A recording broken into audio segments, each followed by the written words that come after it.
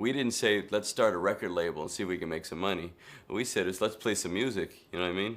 Let's make a record because we want to make a record, not because we were trying to figure out what would people buy, what would be popular, you know? And 15 years ago, we started making records. We were making 45s. We'd sell 200. We'd sell 300, you know? And we've been doing stuff the same way ever since, you know? We never really got distracted with, okay, well, people are trying to do this, or people are trying to do that, or what's going on in the music industry, or what's on the radio, or how can we sell more records? Our approach, you know, from the label side was always, you know, let's be true to ourselves. Let's make a record that we love. You know, if we make a record that we love and that we're proud of, that's a success. That's how we define success.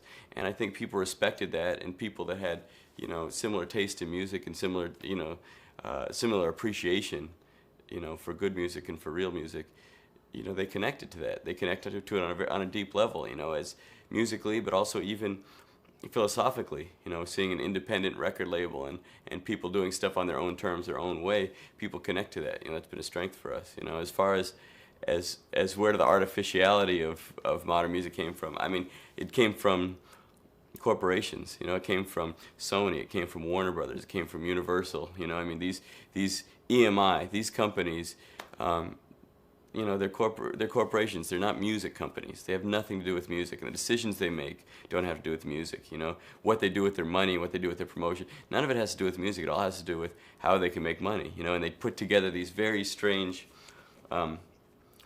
business strategies for how to sell a huge pop record. You know, and it worked for a while. And they, you know, coming into out of the 70s and into the 80s, even into the 90s, they figured out, okay, we have a Madonna record, we have a Nirvana record, we have, you know, these huge records they would do, and they'd sell millions and millions of them. And everything else, well, it didn't, you know, they would just kind of throw it by the wayside.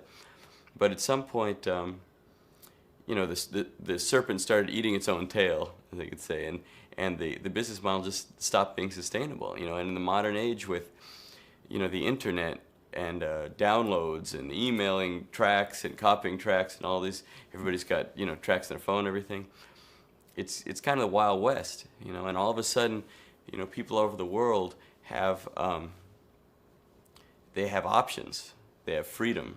They don't just have to buy the, you know, the 2 records that are being stocked at the front of Walmart. They can go on the internet and they can go to iTunes or Amazon, or they can go, you know, if they have one, if they're lucky enough, they can go to their local record store. But, you know, on the internet, you can find anything, you know what I mean? And the record companies, they can't compete with that. I mean, the way their business is trying to force feed, you know, 12-year-old girls, you know, the latest group of models they hired to sing, you know, they put them together with the, you know, this is not, it isn't based on music, and that's why they're suffering now, you know, which is great.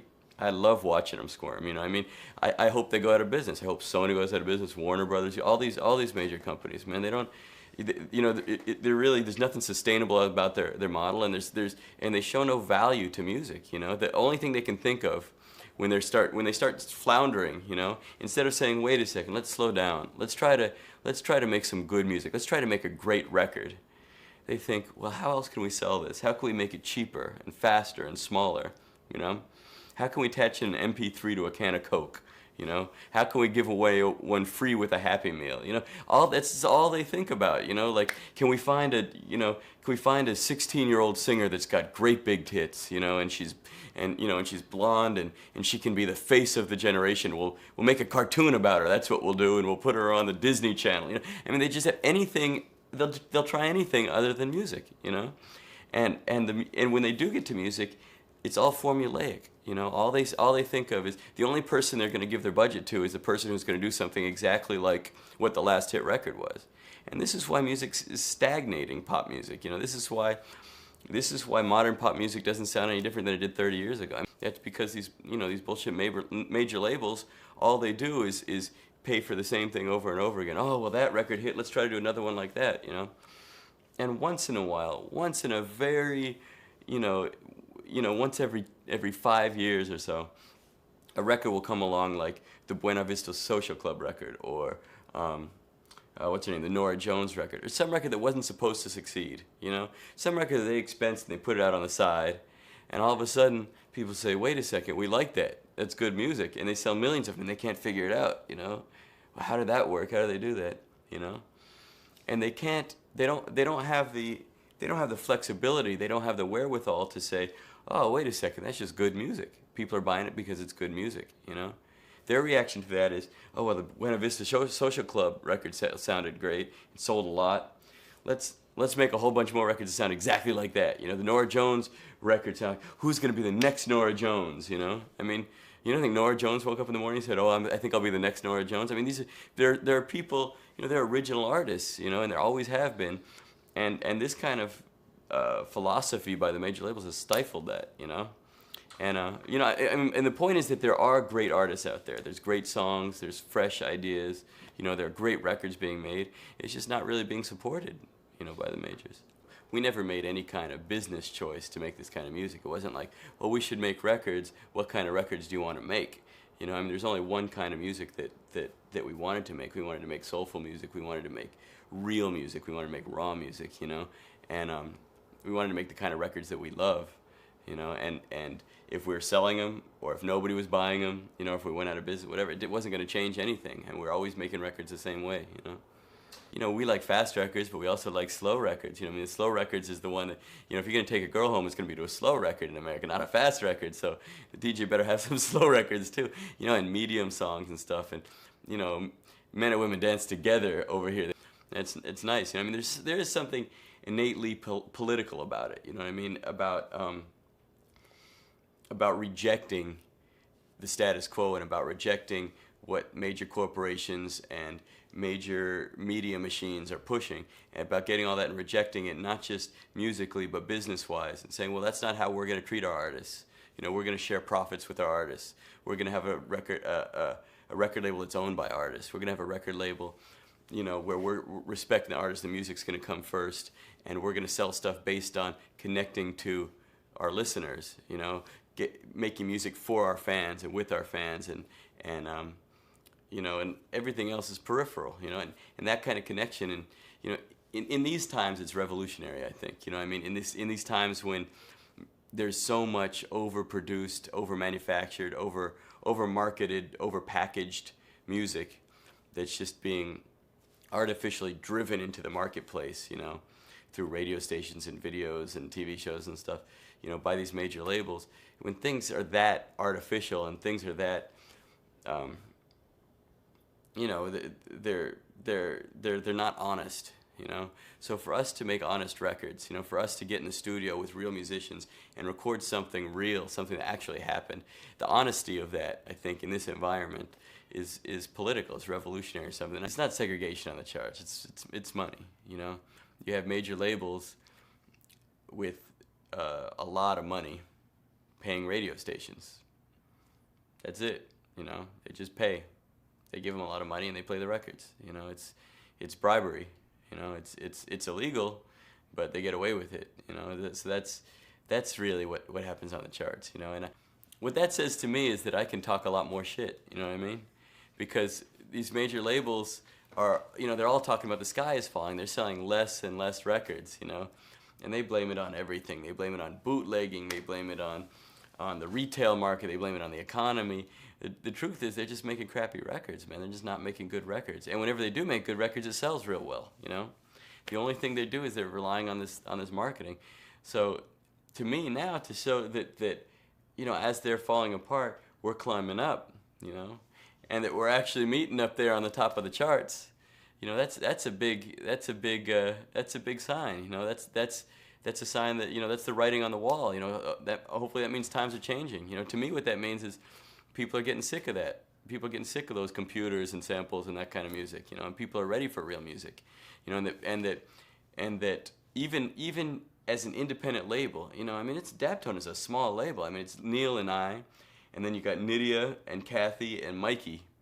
And that's the label, you know. Wayne Gordon works with us sometimes, you know. And we have a lot of, you know, there's managers and promotion publicists and booking agents, other people that we work with that are part of the family, but as far as the label, it's like 4 or 5 of us in a busted up old house out in Bushwick.